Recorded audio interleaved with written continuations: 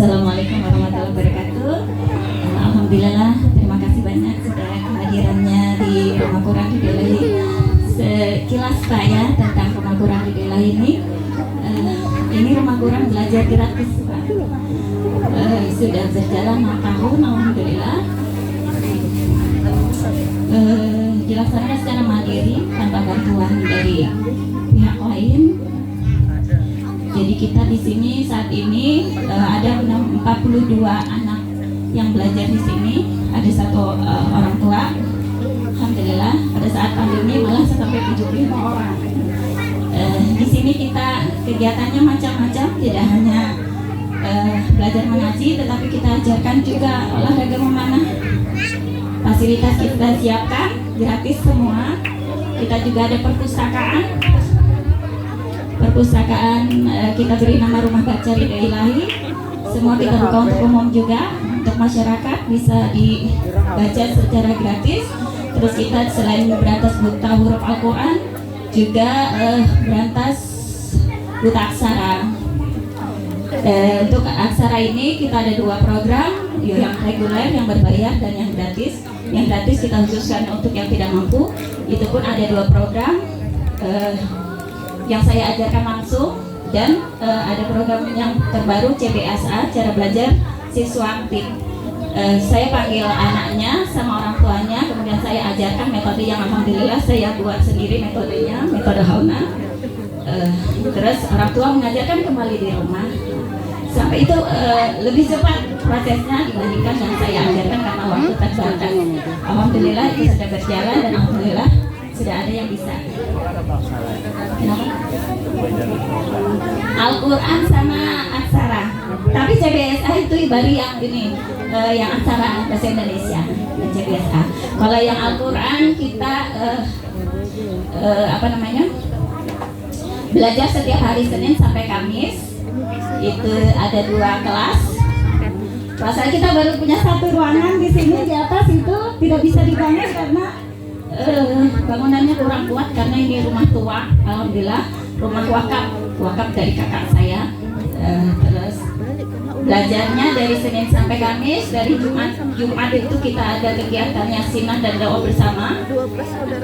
Terus olahraga panahannya di sini kita pakai ada sekitar 5 meter sampai ke belakang. 15 sampai ke belakang. Itu juga gratis, fasilitas kita sediakan, anak-anak tinggal latihan. Mungkin itu aja yang bisa kita sampaikan.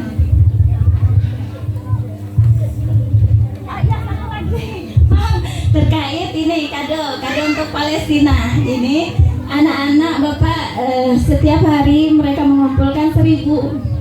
Sebelum belajar masukkan 1.000. Alhamdulillah ini baru beberapa hari terkumpul 1.500.000, insya Allah. Semoga bermanfaat. Semoga anak-anak juga setelah ini tetap istiqomah ya. Kita mengumpulkan kado untuk Palestina sampai Palestina merdeka. Takbir.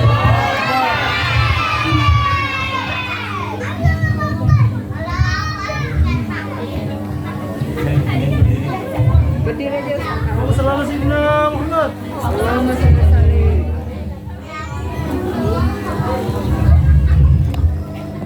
Assalamualaikum warahmatullahi wabarakatuh. Waalaikumsalam. Alhamdulillahirabbil alamin. Hamdan yuwafi ni'amahu wa yukafi'u mazida ya rabbana lakal hamd kama yanbaghi li jalali wajhikal karim wa 'azimi sultanik. Asyhadu an la ilaha illallah wahdahu la syarika lah wa asyhadu anna Muhammadan 'abduhu wa rasuluhu la nabiyya ba'dah. Allahumma salli wa sallim wa barik ala sayyidina Muhammadin wa ala alihi wa ashabihi wa man tabi'ahum bi ihsan ila yaumil din. Alhamdulillah, terima kasih Bapak-bapak dan ibu-ibu sekalian serta anak-anakku calon hafiz dan hafizah insyaallah yang tadi pagi mungkin 1 jam yang lalu dihubungi saya oleh Putri. Kebetulan kosong, alhamdulillah saya sampaikan kalau gitu saya ajak saya Muhammad. Saya perkenalkan, Ini namanya Bapak Mas ya, ini masih Mas ya. Mas Muhammad Az-Zamli. Beliau dari Gaza. Jadi seminggu sebelum perang 7 Oktober, beliau ini mendaftar bahasa Indonesia di Unmul online.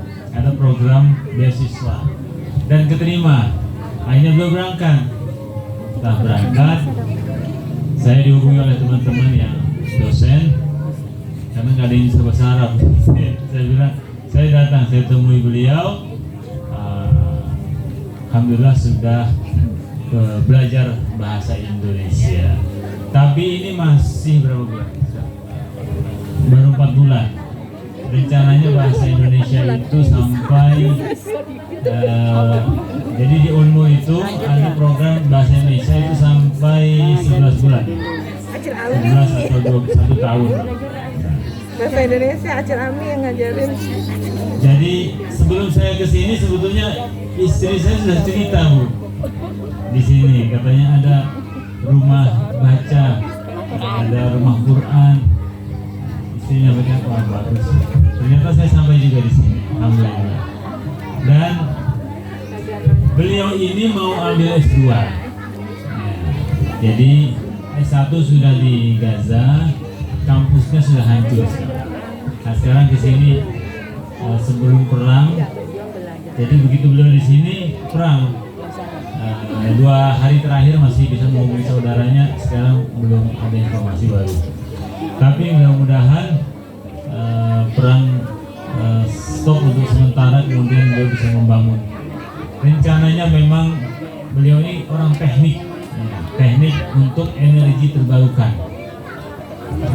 Bahasa Indonesia di sini mungkin nanti perkuliahannya kalau nggak ada di Unmul akan kita carikan, kalau tidak di ITB, ITS atau di Jogja.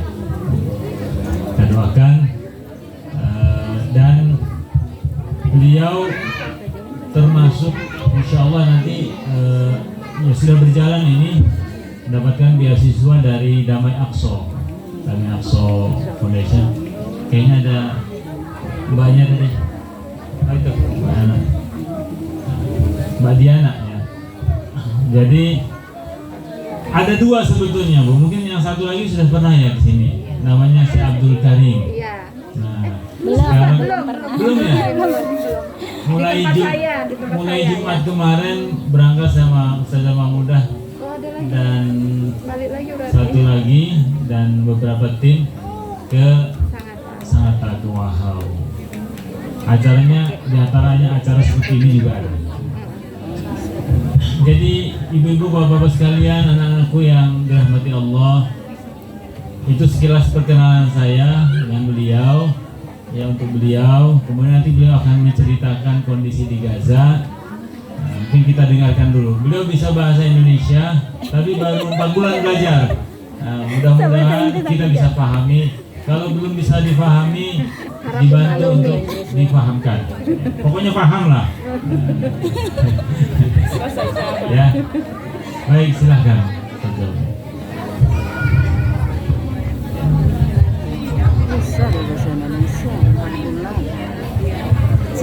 Bismillahirrahmanirrahim.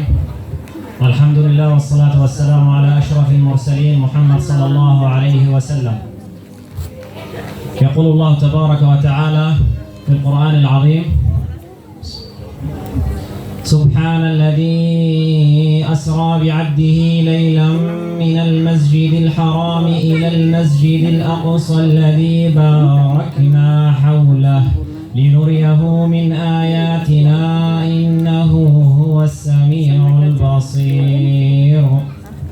يقول الله تبارك وتعالى في القرآن العظيم في سورة الإسراء في أول آية: أسري بالنبي صلى الله عليه وسلم من المسجد الحرام إلى المسجد الأقصى الذي باركنا حوله. إذن أرض فلسطين التي يوجد فيها المسجد الأقصى هي أرض مباركة باركها الله تبارك وتعالى، بارك في كل شيء، بارك في الأرض وفي المال وفي الناس الموجودين هناك. وهي أرض فلسطين كما تعلمون هي موطن الأنبياء، جميع الأنبياء سكنوا في أرض فلسطين، هي موطن الأنبياء وهي مهبط الوحي وهي أرض المحشر والمنشر. يوم القيامة يحشر الناس في بيت المقدس وهي أرض المحشر. فاليهود في عقيدتهم وفي ديانتهم يعتقدون أن هناك هيكل سليمان موجود تحت المسجد الأقصى ويزعمون بوجوده ويريدون تدمير المسجد الأقصى لإقامة هذا الهيكل المزعوم، فيسعون في احتلال أرض فلسطين وقتل الناس وتشريدهم للاستيلاء على جميع الأراضي المقدسة وبناء هذا الهيكل المزعوم بناء على عقيدتهم.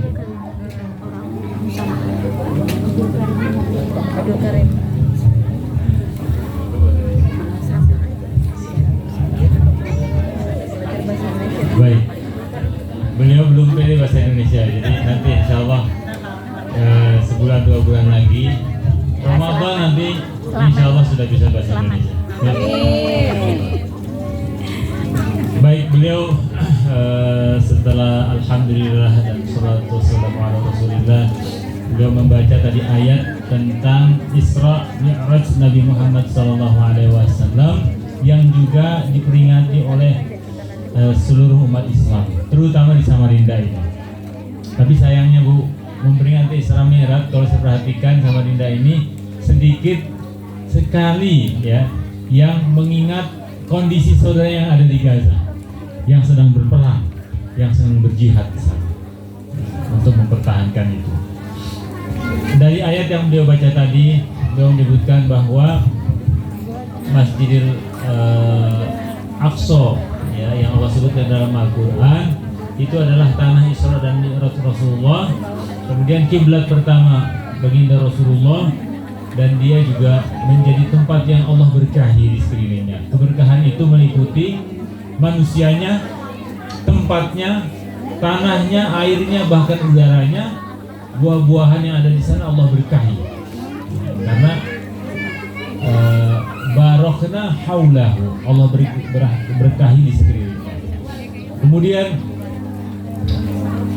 dan yang terpenting juga adalah tanah Masjidil Aqsa atau Baitul Maqdis itu adalah tanah mahsyar. Mahsyar itu manusia nanti dikumpulkan hari kiamat itu ya menggunakan ya tanahnya apa? Masjidil Aqsa. Itu berdasarkan hadis Rasulullah SAW.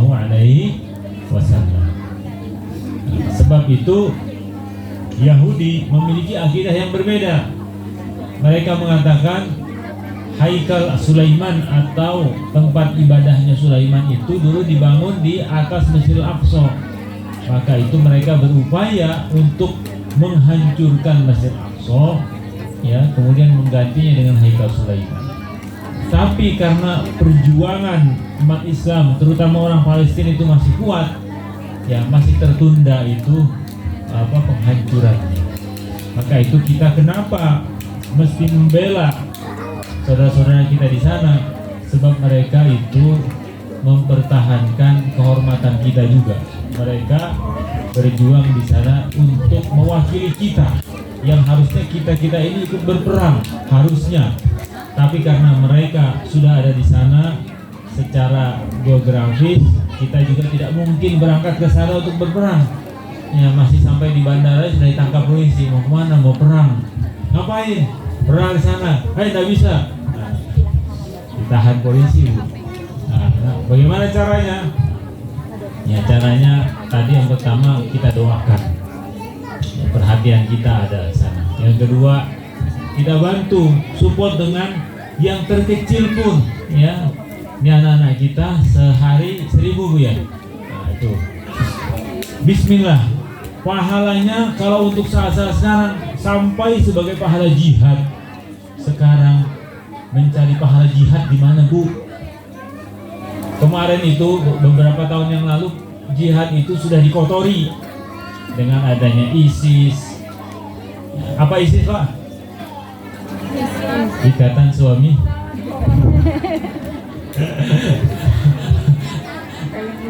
Jadi ISIS gitu kan, ada macam-macam terorisme dan seterusnya, sehingga orang ketakutan ada jihad. Padahal jihad itu ada lebih dari 25 ayat dalam Al-Quran, wajahidu bi amwalikum wa anfusikum. Allah perintahkan kita untuk berjihad dengan harta dan jiwa kita. Jihad ini. Jadi sekarang kita kemana mencari pahala jihad? Di mana? Dan pahala jihad itu tidak bisa tergantikan. Maka kesempatan Allah buka sekarang ini di Palestina seperti itu. Orang di sana berjihad dengan jiwanya, dengan dirinya. Kita di sini berjihad dengan harta kita. Betul. نحن في عقيدتنا المسلمون المسجد الأقصى هو قبلة المسلمين الأولى، ولا تشد الرحال إلا لثلاثة مساجد: المسجد الحرام والمسجد النبوي والمسجد الأقصى. نحن أهل فلسطين على مدار العصور، على مدار الوقت، منذ عام 1917 منذ وعد بلفور، وعد البريطاني لإقامة دولة للاحتلال في أرض فلسطين، نعيش ويلات الحروب وويلات الحصار بسبب هذا الاحتلال الصهيوني وهذا الوعد المشؤوم، وعد بلفور. ومنذ عام 1948 هذه النكبة إلى يومنا هذا أهلنا في فلسطين بشكل عام وفي قطاع غزة بشكل خاص يعانون من ويلات الحصار والتشريد والقتل والتدمير. ولا يخفى عليكم ما حصل في 7 أكتوبر بخصوص الحرب التي ابتدأت في 7 أكتوبر، وكانت لها أسباب، ومن هذه الأسباب هي حصار أهل قطاع غزة من البر والبحر ومن جميع الأشياء، من قوت يومهم يحاصرونهم، من رزق أطفالهم ومعيشتهم يحاصرونهم. كذلك الآن يتم تدمير البيوت والمساجد والكنائس، لا رحمة ولا شفقة على الأطفال ولا على النساء ولا على كبار السن. هؤلاء اليهود في عقيدتهم الإجرام وفي عقيدتهم سفك الدماء.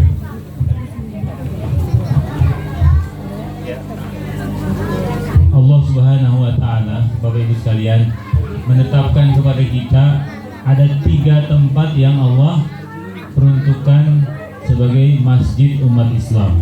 Apa itu, Bu? Pertama, Masjidil Haram. Yang kedua, Masjid Nabawi. Dan yang ketiga adalah Masjidil Aqsa. Karena Rasulullah menyebutkan la tasyuddu rihal tadi.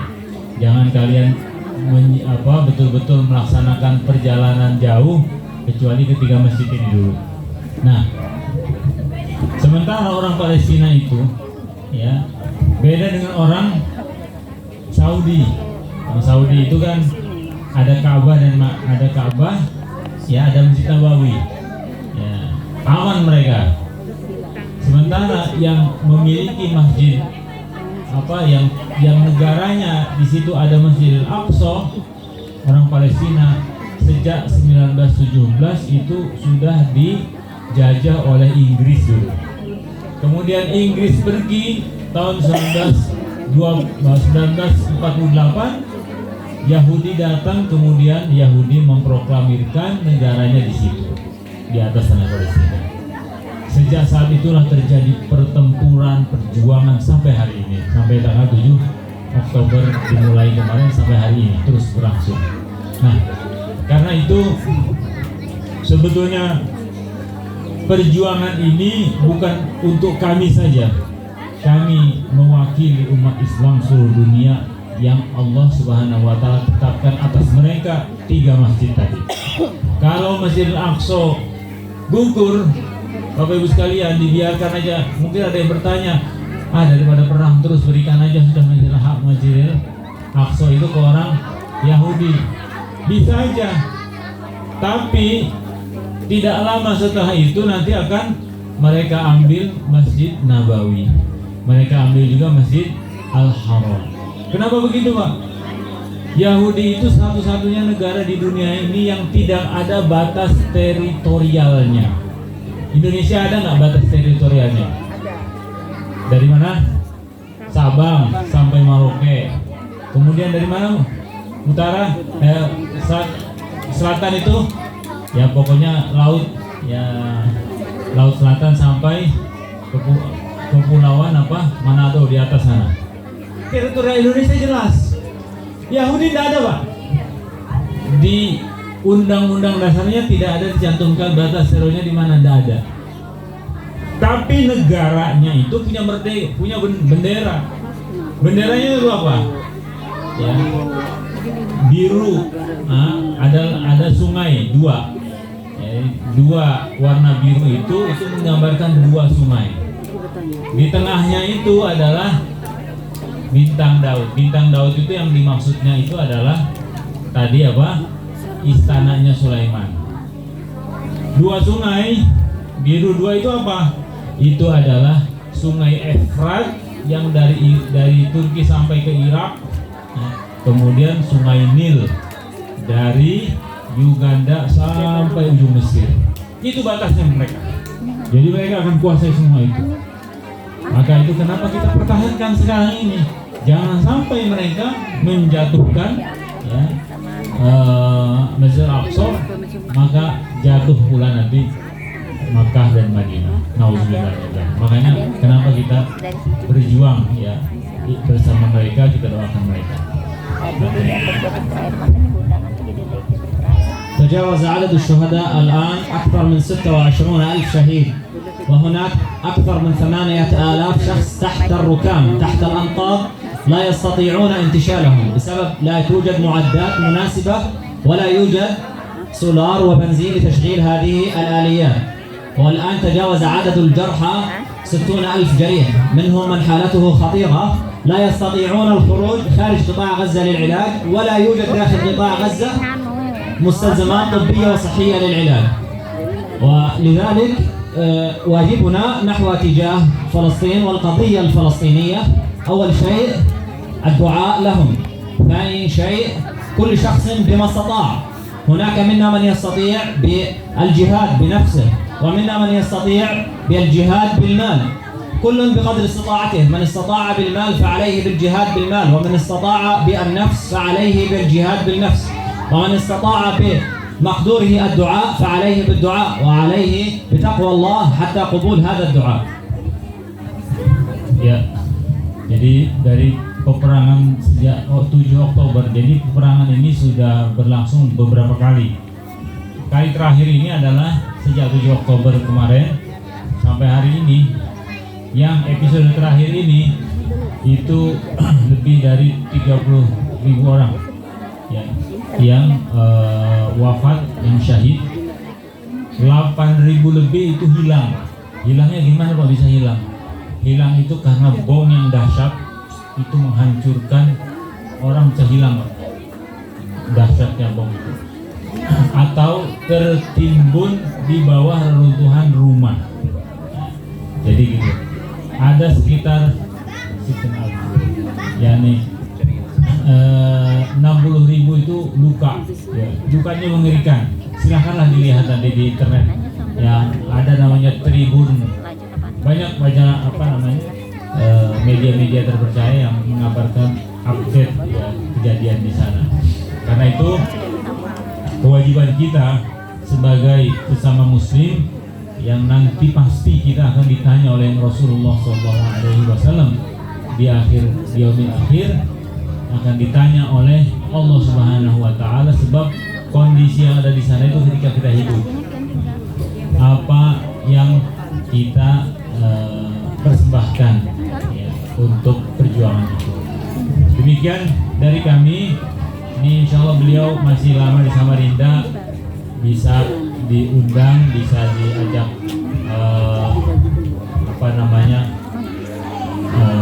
datanglah insya Allah ketika ada acara seperti ini. Dan sekali lagi kami mohon doanya, mudah-mudahan segala bantuan kami dari Dawai Aqsa sudah mengirim dan sekarang sedang tertahan sebagian besarnya di perbatasan. Mudah-mudahan sudah terjadi dalam waktu dekat ini akan terjadi gencatan senjata dan bisa masuk bantuan itu. Sebagian sudah kita masukkan melalui jalur yang khusus, tapi untuk yang besarnya itu masih tertahan. Demikian yang kami bisa sampaikan. Hadanallahu wa iyyakum ajmain. Wassalamualaikum warahmatullahi wabarakatuh. Waalaikumsalam warahmatullahi wabarakatuh.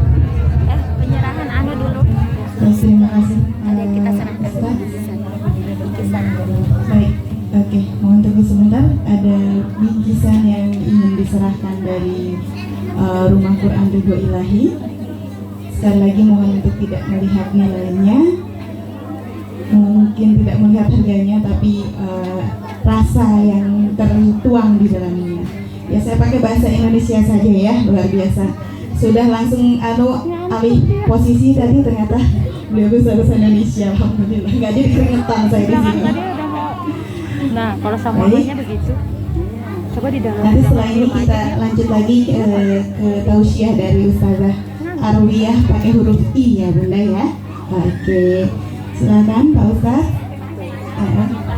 Sedikit kenang-kenangan. Sekali lagi mohon untuk tidak melihat harganya, tapi rasa yang tertuang di dalamnya. Terima kasih. Ya. Baik. Langsung pamit? Oh, nggih. Oke, ada yang mau diserahkan situ? Oke, baik, sekali lagi. Ya, terima kasih banyak Ustaz. Thank you very much for coming to this event. Sampai jumpa lagi. Selamat di perjalanan. Sampai jumpa di event-event selanjutnya. Terima kasih. Terima kasih. Hati-hati di perjalanan.